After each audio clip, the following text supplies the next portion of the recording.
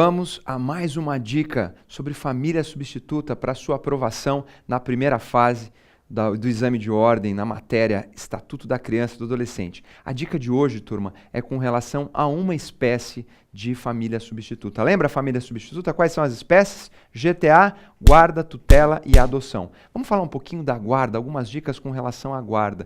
O que é a guarda, turma? Qual que é a regra geral? A regra geral é que aqueles que têm o dever de educar o filho, quem são? Em primeiro lugar, família natural. Depois, se não for o caso, os genitores, né? Depois, família extensa, né? Se for o caso, o avô, o tio. E, em último caso, a família substituta. Então, pode recair esses deveres com relação às crianças e adolescentes, da sua educação, o dever de assistência material, moral, jurídica, aqueles que têm um encargo, chamado encargo de guarda, aquele que vai ser o guardião. Ele vai ter esses deveres. A dica importante de hoje, turma, qual é? Na guarda, veja, nós não vamos ter a destituição, a perda ou suspensão do poder familiar. Ou seja, na guarda, nós convivemos na guarda, na família substituta guarda, com o poder familiar e ele é mantido. Como assim, professor? Não entendi.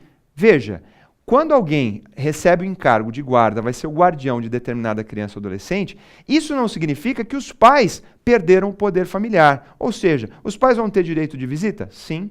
Eles vão ter o dever de alimentos? Sim. Ou seja, na guarda, nós temos a convivência do poder familiar dos pais, né, com relação à criança ou adolescente. Então, isso é muito importante, porque nas outras medidas, nas outras espécies de família, nós não vamos ter essa convivência com relação ao poder familiar. Na guarda, ela se mantém. Ou seja, na guarda nós vamos ter aquele que recebe esse encargo de guardião, ele vai ter um conjunto de direitos e deveres com relação aos filhos, com relação àquele que vai ser o que vai receber essa guarda. Então, isso é muito importante. Você vai ter essa convivência e esse dever do guardião de manter o quê? A questão relacionada aos direitos material, aspecto moral e com relação à assistência jurídica. Legal? Fechou? Então, na guarda nós temos a convivência do poder familiar com aquele que recebe esse encargo de guardião. Legal? Muitas mais dicas pela frente. Tamo junto, rumo à aprovação na OAB.